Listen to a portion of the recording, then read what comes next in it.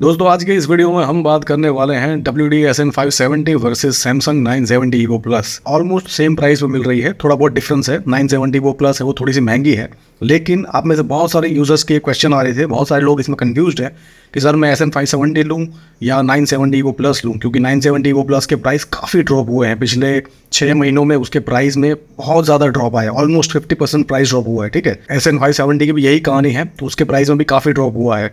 970 Evo Plus का जो 1 TB का मॉडल है वो अभी अमेजोन पे आपको 5800 में मिल जाएगा। ठीक है, और जो 500 GB वाली है वो 3150 में मिल जाएगी। वहीं पे ही अगर हम SN570 की बात करें तो उसका जो 500 GB वाला वेरिएंट है वो 2800 में मिल जाएगा, और 1 TB वाला मॉडल 5100 में मिल जाता है। तो प्राइस है वो राउंड अराउंड है, और इसलिए यूज़र इसमें शायद कंफ्यूज हो रहे हैं। तो मैं आपका confusion once and for all clear करना चाहता हूँ। ठीक है, दोनों ही ऑलमोस्ट सेम कैटेगरी की SSD है, Gen 3x4 पे चलती है, बहुत ही रेप्यूटेड ब्रांड की SSD है।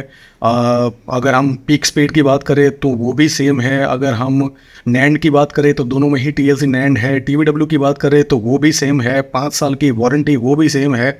लेकिन 2-3 बड़े मेजर चेंज है जिसकी वजह से मैं आपको रेकमेंड करूंगा कि आपको भले वहां पे थोड़े से पैसे ज़्यादा डालने पड़े, लेकिन Samsung 970 Evo Plus के साथ जाना चाहिए। ओके, तो जो सबसे बड़ा और मेजर पॉइंट है वो तो है कि जो SN570 है, WD की SN570 वो एक DRAM लेस SSD है, उसमें फिजिकल DRAM चिप नहीं है। वहीं पे ही Samsung 970 Evo Plus में फिजिकल DRAM मिलती है, जो कि बहुत बेटर है। अगर हम कंपेरिजन करें एक DRAM लेस SSD का वर्सेस DRAM वाली SSD का, तो मैंने ऑलवेज आपको कहा है, पिछले वीडियोज़ में भी आपने मेरे मुंह से ये सुना होगा कि अगर आपको सिलेक्शन करने का मौका मिले दो SSD के बीच में और वहाँ पे बाकी की सारी चीज़ें सेम है, वो TLC है, 5 साल की वारंटी है, Gen 3x4 पे चलती है, लेकिन एक DRAM लेस है वो दूसरी DRAM वाली है, तो ऑलवेज चूज DRAM वाली SSD। ठीक है, परफॉर्मेंस काफ़ी बेटर होता है, और भले आप इसको फील करो या ना करो, लेकिन ओवरऑल परफॉर्मेंस की बात करें, मैं यहाँ पे एक पीक आंकड़े की बात नहीं कर रहा हूँ, लेकिन ओवरऑल परफॉर्मेंस के मामले में जो फिजिकल DRAM वाली SSD होती है वो DRAM लेस SSD से फार बेटर होती है। जो SN570 है उसमें DRAM नहीं है, तो उसमें HMB का यूज़ किया जाएगा। होस्ट मेमोरी बफर मैंने पिछले वीडियोज़ में समझा चुका हूं, तो मैं ये नहीं कह रहा हूं कि ये बहुत बेकार परफॉर्म करेगी, लेकिन जो फिजिकल DRAM वाली SSD यानी कि 970 Evo Plus वो ऑलवेज SN570 से बेटर परफॉर्म करेगी, और इसलिए यहाँ पे मैं आपको इसको लेने के लिए रेकमेंड कर रहा हूँ। अगर हम SN570 की बात करें तो उसमें DRAM नहीं है, उसमें HMB का सपोर्ट है, और आपने वीडियो देखा होगा तो आपको पता होगा HMB में अप टू 64 मेगाबाइट की आपकी जो सिस्टम रैम है उसको एलोकेट किया जाता है कंट्रोलर की DRAM की तरह। ठीक है, तो 64 मेगाबाइट का ही हिस्सा मिलेगा। वहीं पर फिजिकल DRAM चिप है, तो अगर आप 500 GB की SSD लेते हो 970 Evo Plus, तो उसमें आपको 500 मेगाबाइट की फिजिकल DRAM मिलेगी कंट्रोलर की DRAM की तरह। और अगर आप 1 TB वाली SSD लेते हो तो उसमें फिजिकली 1 GB की DDR4 DRAM मिलेगी कंट्रोलर की DRAM की तरह। ठीक है, तो ऑलवेज चूज DRAM वाली SSD over DRAM less SSD। अब दूसरा जो पॉइंट है वो है SLC कैशिंग का। ये भी मैंने समझाया था, वीडियो नहीं देखा है तो जाके देख लीजिए, उसके बाद ही ये सारी चीज़ें आपको समझ में आएगी।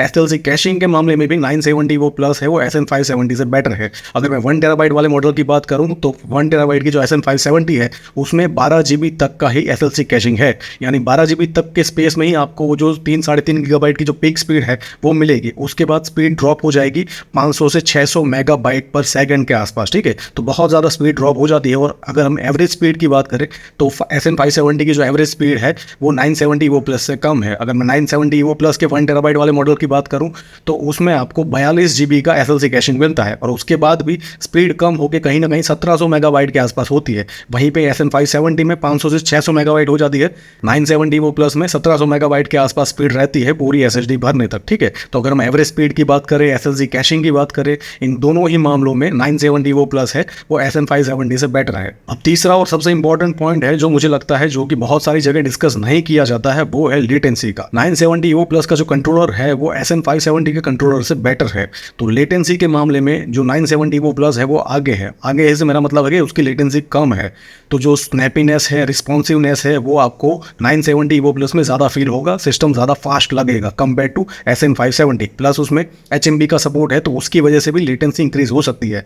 यहाँ पे 970 Evo Plus में फिजिकल DRAM चिप है कंट्रोलर के साथ, तो वहाँ पे लेटेंसी बहुत कम हो जाती है। तो ओवरऑल जो परफॉर्मेंस है, अगर हम पीक परफॉर्मेंस की बात करें, ओवरऑल परफॉर्मेंस की बात करें, लेटेंसी की बात करें, हर एक कंडीशन में 970 Evo Plus है वो SN570 को पीछे छोड़ देती है। और इसलिए यहाँ पे मैं कह रहा हूँ, स्पेशली मैंने वीडियो भी इसलिए बनाया है कि भले आपको थोड़े से पैसे ज़्यादा डालने पड़े, लेकिन आपको 970 वो प्लस के साथ ही जाना चाहिए। वो जो मनी है जो एक्स्ट्रा आप वहाँ पे पे कर रहे हो वो वर्थ है, ठीक है। तो ये SSD लेने के बाद आप रिग्रेट नहीं करोगे। अब बहुत सारे लोगों को ये भी क्वेश्चन होगा 980 को लेकर और 970 वो प्लस को लेकर, तो ये भी क्लियर कर देता हूँ। वहाँ पे भी आपको 970 वो प्लस ही विनर है, उसमें फिजिकल DRAM चिप है। 980 में 570 जैसे ही कहानी है, वो DRAM लेस SSD है, तो उसको इग्नोर करो, 970 वो प्लस के साथ जाओ। और अभी तो जो 980 के प्राइस है वो 970 वो प्लस से भी ज्यादा है, ठीक है। तो उसको लेने का तो कोई लॉजिक बनता नहीं है। अगर हम 570 की बात करें, 980 की बात करें या 970 वो प्लस की बात करें, तीनों में ही 970 वो प्लस है वो विनर है। आई होप समझ में आ गया होगा, लेकिन फिर भी कोई क्वेश्चन है, कुछ इशू है तो पूछो, I definitely answer it. Thank you so much.